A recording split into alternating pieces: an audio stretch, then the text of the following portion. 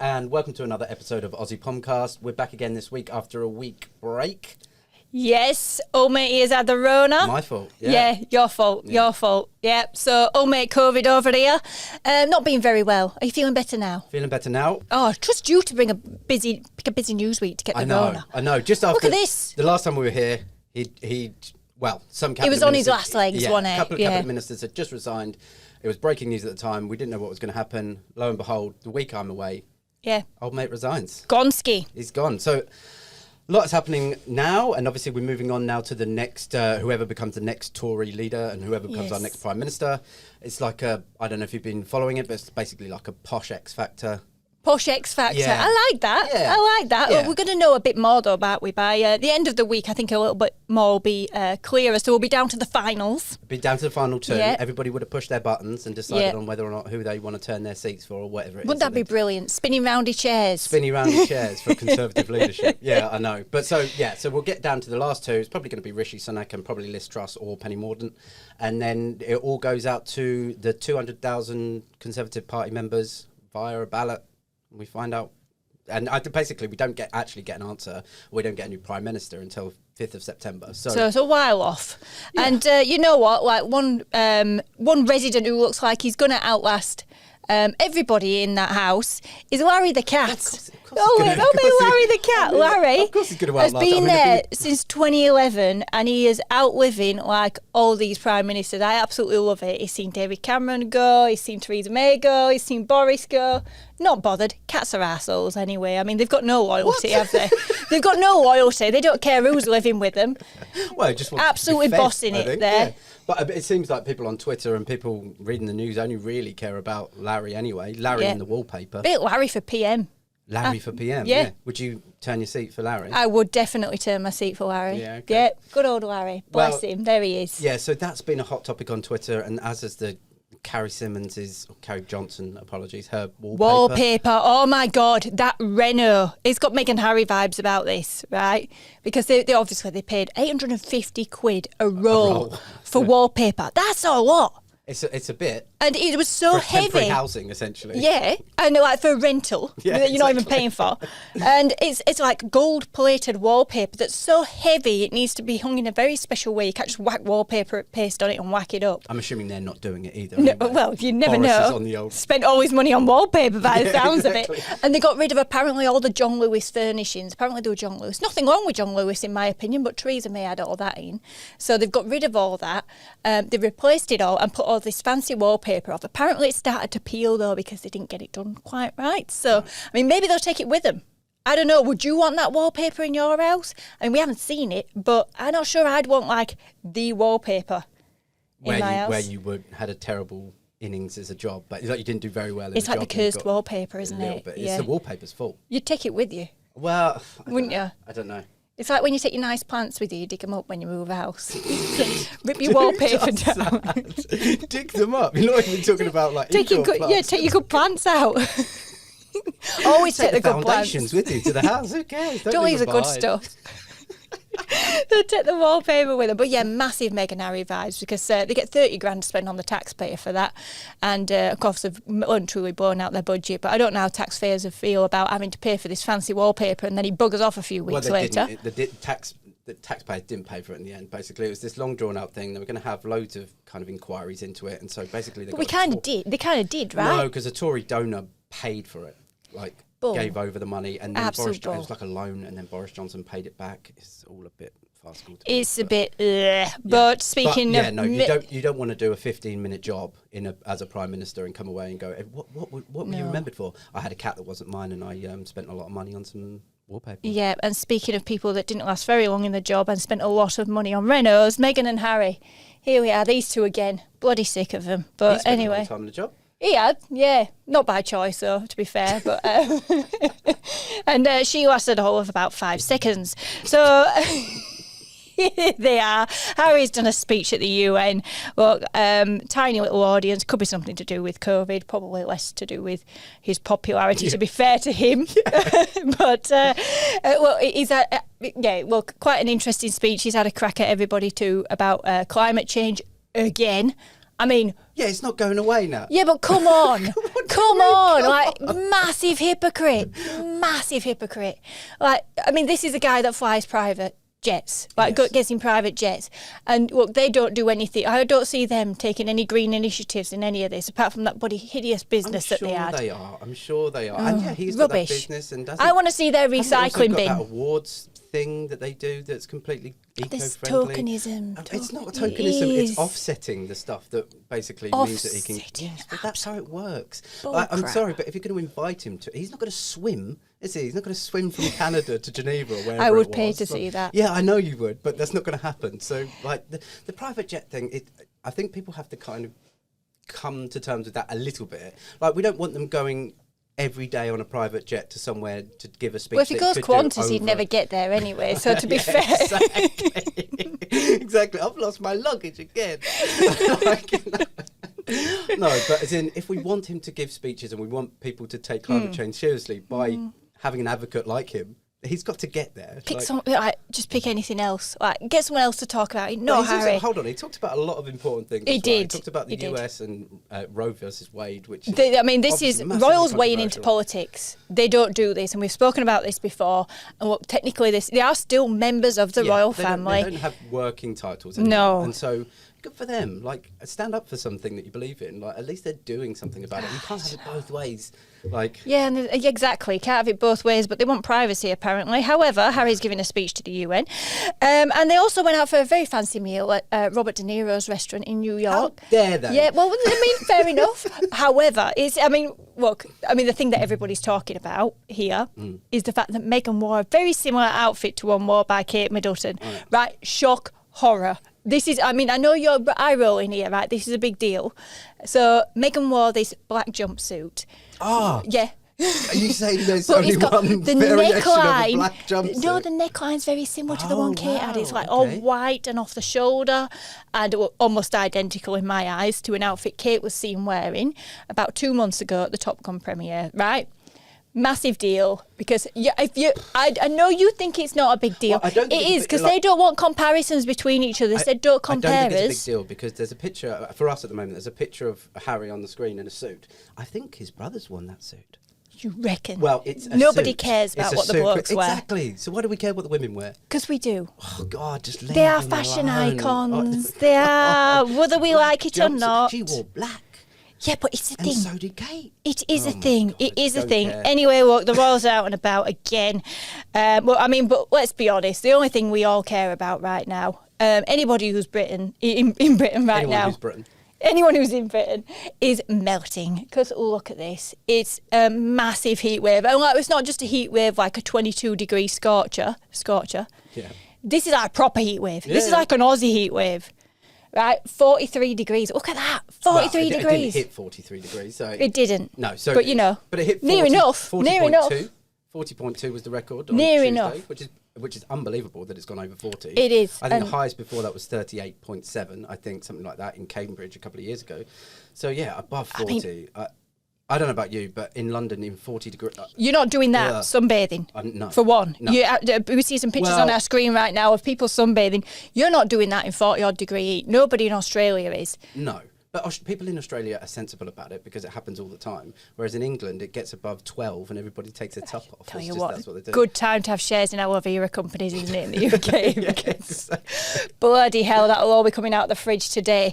Look, it's been chaos over there. It's caused more rail trouble, Yeah. more transport trouble for people. Because the country is just not built to be in the heat. The roads have been melting.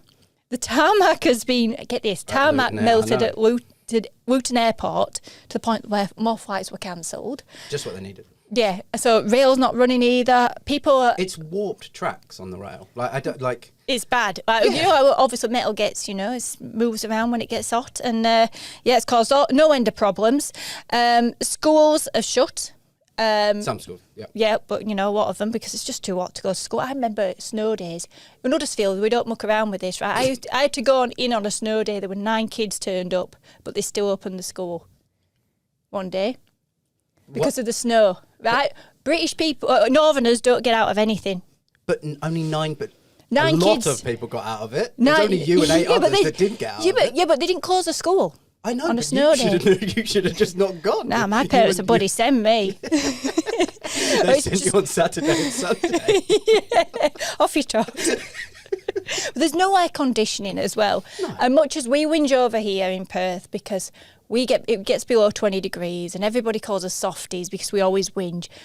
Our houses in Australia have got tile floors most of the time. Yeah. They're built to stay cool. Yeah. And here it's a different situation over in the UK. Opposite. They're actually built to keep the heat in. So 40 degrees, and that's all being kept in. No aircon. No. Yes. And remember, this is a country that still has carpeted bathrooms. So, yeah, exactly. I mean, look, there's no air conditioning. I can just imagine people having fans and, putting the whole wet towel method. Yeah, exactly. It's just, hideous, absolutely hideous. There's nothing that can fix that. A lot of people pulling all-nighters. A lot of people working from home. I think go to work. Free air conditioning at work. If you can get there. Yeah. If the rail's not running. If you can walk. Yeah, if the rail's not running. Get a melanoma on the way to work, then you get free air conditioning. Yeah, exactly, great. I've seen some quite funny things on social media. I've even heard of one person that threw some eggs, milk and flour in the air and a Yorkshire pudding came down. It was Do you like that one?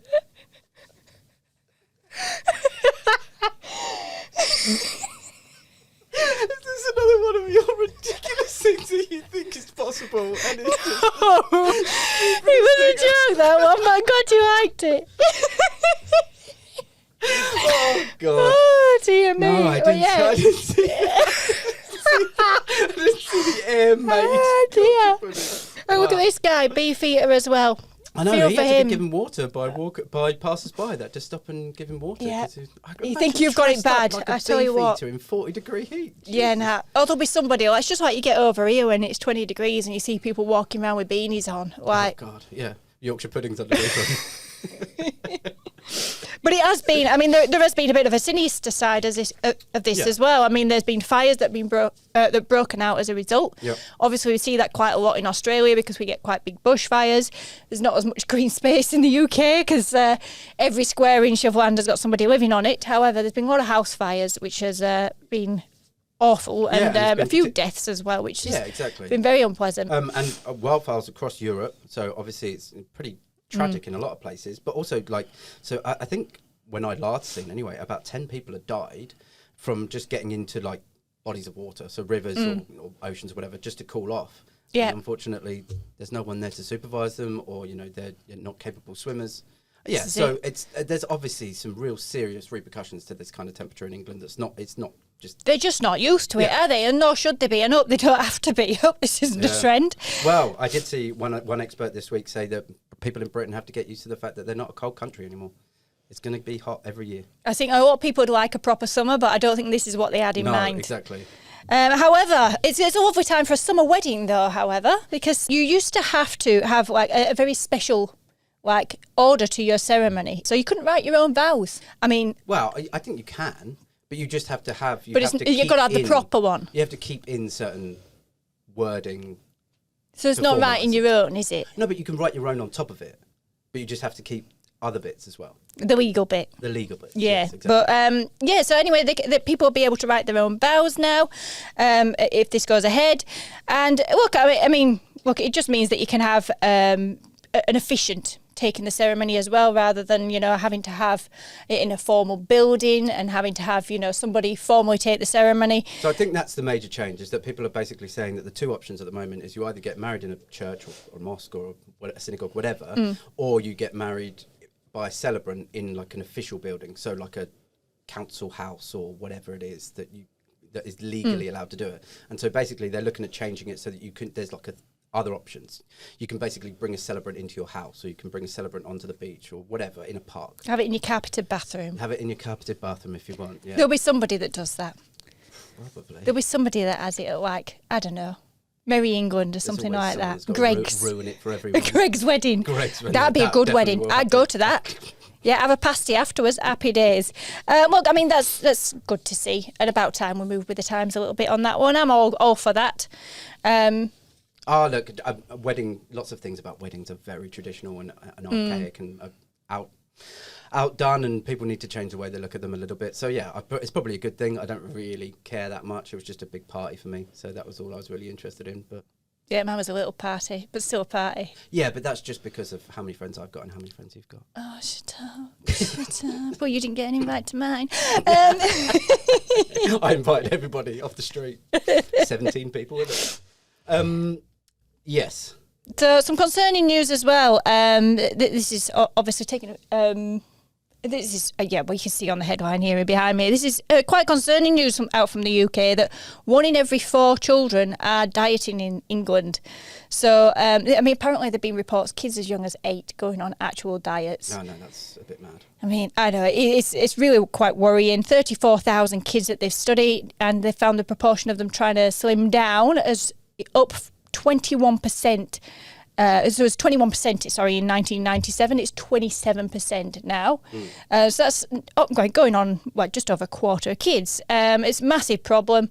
Well, I mean, I think a lot of it is to do with what these kids... I mean, I know we work in the media, but I think the kids are seeing a lot on TV and in the press and going, let's get a load of this.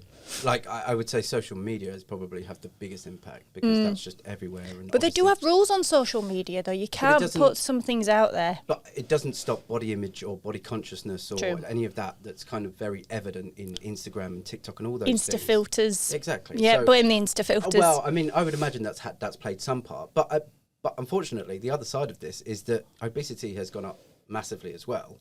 And so there are a lot of kids that to get to a healthy weight, obviously, I think what people consider to be a normal weight needs to be expanded a little bit. But to get to a healthy weight, some children do have to lose a little bit of weight. They just need to do a bit more exercise. But I think this needs to be guided by the parents, though, as well. Of I mean, this can't be a decision that a kid goes and makes on their own, Of course not. But this research doesn't say whether or not it's parents are pushing these children to diet, or these children are seeing dieting elsewhere. And or whether they're to do getting it. medical advice to. Exactly, yeah. So there are lots of kind of extraneous factors in that. I think ultimately the problem that I saw in it was that something like 1 in 7 young kids is dieting when they're considered a healthy weight. So they're already at a healthy weight, but yet they're still choosing to diet. I mean, I think it's so confusing what is healthy these days as I well. agree. Because you look at there's BMI, there's all those other factors. You've got to factor in your height as well, your genetics, all these other things. And well, I mean, one person can say you're clinically obese, another can say you're underweight. It's just, I mean, maybe not quite that, but there's some discrepancies there. Of course there is. There definitely is. And I totally agree with you. I think there needs to be leeway on both those sides. And obviously we need to be careful to say that people aren't chronically underweight as well. As in, we need to be just conscious about the wordings that we're using about some of this stuff as well, I think. But I think there is obviously a certain zone where kids are healthier. And so let's just try and keep them in those zones and try not to let them get past it so that they have to bring them back. There's also the mental health is a big thing as well. It's not just physical anymore, is it? And we have a big focus on mental health as well in recent years as well. So, well, there we go. And, I mean, moving on, we've got to talk about the football at the moment. Because look who's over here at the moment. Yes, everybody but Ronaldo. Dennis Irwin was we were all wrong. very excited for a little while there, weren't we? promised it and it didn't deliver. Yeah, thanks, Dennis. So, we've got this mob over here. Leeds, Palace, Villa, Man U, all over in Perth at the moment, doing a lot of friendlies. Of course, all the Poms getting very excited for the chance to actually see some round ball action over here that's half decent. It's gone mad, actually. Yeah. The local pubs over here, they've actually got fan zones around Perth now. So, for instance, I will be avoiding Gage Roads like the plague because that's the Leeds United fan base now. It's going to be they're over here. Did you reckon? Yeah, exactly. Gate crashing. So Leeds are here. We all hate Leeds. They're hanging out at Gage Roads. Man U are going to be at Carrying Up Shopping Centre. There's all sorts. Bar, I think, in Northbridge and and then Aston Villa have got raffles or something. So basically, they've all got this designated. I think that's a really cool idea. Actually. Keep them all segregated when they're drinking. Clever. Keep the Leeds fans away from everybody else in Fremantle. I know a couple of people that, for example, can't necessarily afford to go to the game or take their kids to the game because not cheap. It's not cheap. And so there's an opportunity for them to go and take them along and maybe meet a player at one of these bars, which is just a nicer, freer, kind of more inclusive way of getting to see something. Good to see them mingling with fans as well. I mean, I know they've been forced into it, but the PR people will be forcing them into Good to see them getting forced into hanging out with fans. Are you going to any of the games? I'm not. just missed the boat, unfortunately. Part-time football fan. I'm going on I Friday. don't support any of them. I'm going to see Leeds and Palace. Gonna go and sit in the Leeds end with my Huddersfield Town gear on and just see if I can get beaten up. You see that's weird. That doesn't appeal to me at all. I don't want to see if I can get beaten up. It's good to see football, and it's good to be around that atmosphere because you just can't replicate that in Australia. We just don't have that over here.